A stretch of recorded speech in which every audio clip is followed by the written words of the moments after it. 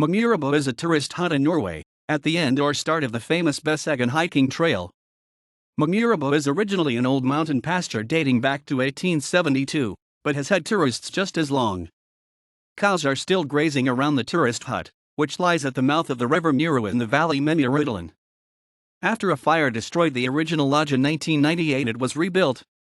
The new facility has a few family rooms with shower and bathrooms, although most of the 150 bunks are in double or quadruple occupancy rooms. Memurubu was the fourth cabin in Norway set up by Norwegian Mountain Touring Association, DNT, but is now privately owned, though members of DNT obtain cheaper prices.